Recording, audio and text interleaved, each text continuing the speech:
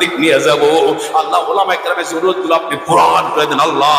এই তিলিপাড়া মসজিদকে কবুল করেন, এলাকার যত মাদ্রাসাগুলোকে কবুল করেন, যত মসজিদের ইমাম খতিব মুয়াজ্জিন আছে আল্লাহ খাদেম আছে কবুল করেন, তাদের সাথে এলাকাবাসীর সম্পর্ক স্থাপন করার তৌফিক দান করেন। যার সাথে যার মহব্বত তার সাথে তার হাসর। আল্লাহ এই ভাইরা উলামায়ে কেরামকে মহব্বত করে, আল্লাহ ওয়ালাদেরকে মহব্বত করে কিয়ামতের ময়দানে আমারও আমল নাই, আমিও আলেমদেরকে ভালোবাসি।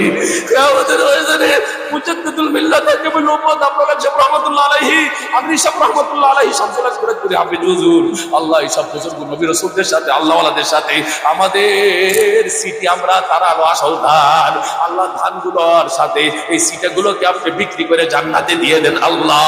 আল্লাহ এই ভাইদেরকে কবুল করেন। টেম্পুর এখানে যারা আছে, আশেপাশে যারা আছে, অনেকে সাহায্য হুজুর বলেন এরা সাহায্য করছে। কিয়ামতের ময়দানে তালবে ইলমের সাহায্য করলো, কিয়ামতের ময়দানে রাসূলের বাগানের বুলবুল পাখিদের সাহায্য করলো, কিয়ামতের ময়দানে তালবে ইলমের সাথে জান্নাত দিয়ে দিয়েন বিনি হিসেবে আল্লাহ। আল্লাহ এই মাহফিলকে কবুল করেন। যত লোক পয়সা দেশে, বুদ্ধি দেশে, শক্তি দেশে, অর্থ দেশে, আল্লাহ সকলকে আপনি মাফ করে দেন আল্লাহ। মাইকলার থেকে নিয়ে ভলেন্টিয়ারের থেকে যত লোক আসছে, এক লোক আমাকে ওখানে ডালের উপরে যে আগুন নিতে আসছে মাহবুব সাহেব, এইভাবে যত লোক আমাদের গ্রামের যে সেবা করছে আল্লাহ তারা আপনাকে পাওয়ার জন্য করছে। আমি গুনাহগার কিছু তাদের সকলকে মাফ করিয়ে দেন, সকলকে আল্লাহ বানাইয়ে দেন। আল্লাহ মাদ্রাসার ওসিলা করে সকলকে মাফ করে দেন। সাইফুল্লাহ হাবিবের 100-এর উপরে নেক হায়াত বাড়ায় দেন। বিশাল বড় ইদারা জামিয়া বানায় দেন তানবীর সাহেব সহকারে। ওখানে যে ইসলামী প্রোগ্রাম আছে এই প্রোগ্রামকে কবুল করেন। এলাকার লোকের হেদায়েতের জরিয়া বানান। তাবলীগী হক্কানি যে সমস্ত মার্কাজ আছে, পীরের হক্কানি খানকা আছে, মসজিদ মাদ্রাসা, কওমি মাদ্রাসা, আল্লাহ এই সমস্ত প্রতিষ্ঠানের সাথে যারা সম্পৃক্ততা তাদের কিয়ামতের ময়দানে বিন হিসেবে জান্নাত দিয়ে দেন। এই মাঠকে কবুল করেন। এলাকাবাসী যারা বিল্ডিং এ বসে আওয়াজ যাইতেছে, যতদূর আওয়াজ যাইতেছে, আল্লাহ যত লোক আসে চলে গেছে আসবে, আল্লাহ সকলকে আপনি এক চান্সে মাফ করিয়া জান্নাতের ফয়সালা করে দেন।